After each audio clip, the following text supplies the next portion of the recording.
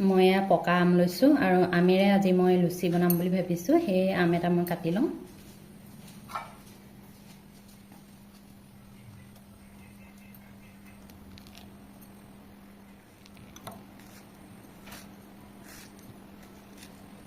এই ৰেচিপিটো খাবলৈ বহুত ভাল লাগে, আমেৰে আমি পুৰি বনালে। আপোনালোকে বাৰু খাইছেনে জনাবচোন কমেণ্ট কৰি। মই এয়া আম এটা কাটি ল'লোঁ। মই এটা আমেৰে বনাম। আমটো ধুনীয়াকৈ কাটি লৈছোঁ।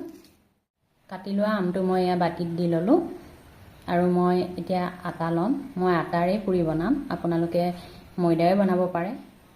আটা দি লৈছোঁ মই, কাপটোৰে 1 কাপ দিছোঁ। ইয়াতে মই অকণমান ৰিফাইন তেল দি ল'ম। প্ৰথমতে অকণমান নিমখ দি লৈছোঁ আৰু ইয়াতে মই তেল এচামুচ দি লওঁ। এতিয়া ৰিফাইন তেল এচামুচ দি লৈছোঁ। এইখিনি আমি মঠি ল'ম ভালদৰে।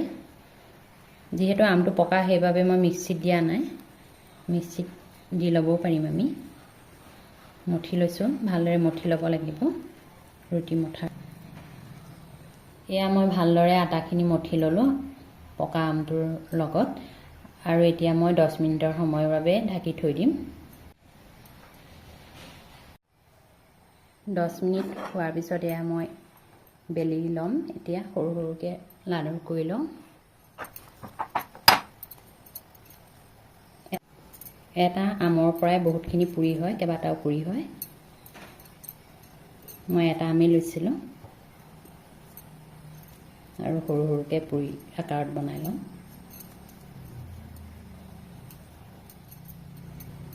আৰু এতিয়া বেলি ল'ম। শুকান আটা অলপ লৈ লৈছোঁ আৰু এয়া বেলি ল'ম।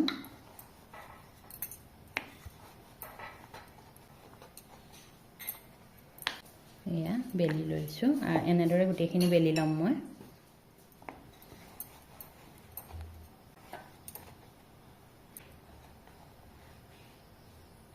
মোৰ গোটেইখিনি বেলা হৈ গৈছে। এতিয়া বনাবলৈ ল'ম। তাৰ বাবে মই গেছত কেৰাহীখন পাতি দিম। কেৰাহীখন পাতি ল'লোঁ আৰু ইয়াতে তেল দি ল'ম এতিয়া।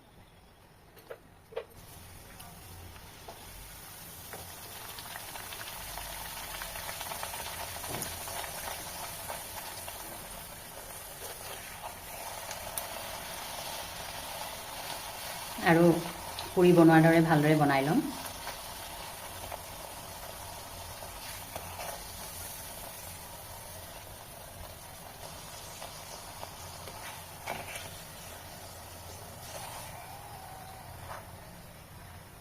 এয়া আমাৰ হৈ গৈছে এইখন। মই বাকী কেইখনো এনেদৰে বনাই ল'ম।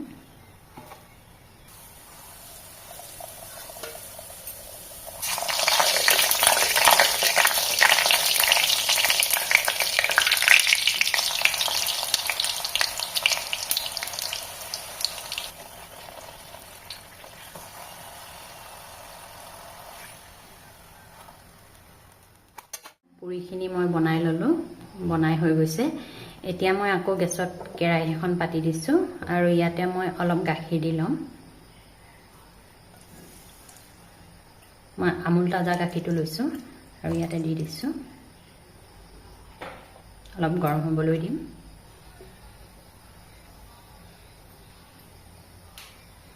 আৰু এয়া গুড় লৈছোঁ, গুড়খিনি গাখীৰতে দি দিম। দি লৈছোঁ, গুড়খিনি গলিব অলপ।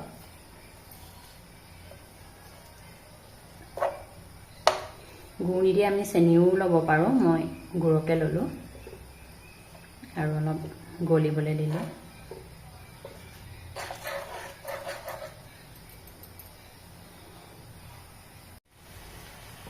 গুড়খিনি ভালদৰে গলি গৈছে আৰু গাখীৰখিনি উতলি আহিছে। ইয়াতে মই এতিয়া পুৰিখিনি দি দিম বনাই থোৱা। এয়া এখন এখনকৈ মই দি দিম।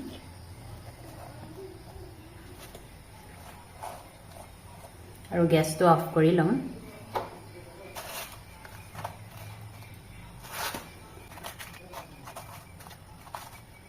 আৰু লুটিয়াই দিম গাখীৰখিনি যাতে ভালদৰে সোমায়।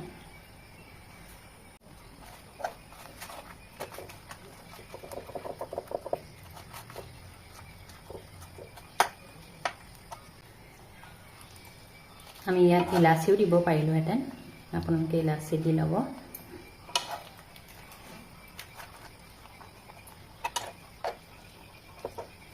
এনেদৰে মই বনালোঁ আৰু খায়ো বহুত ভাল লাগে। আপোনালোকে নাই বনোৱা যদি এবাৰ বনাই চাবচোন। ভিডিঅ'টো চাই ভাল পালে লাইক, কমেণ্ট আৰু চেনেলটো ছাবস্ক্ৰাইব কৰিবলৈ নাপাহৰিব। আজিলৈ আহোঁ, ধন্যবাদ।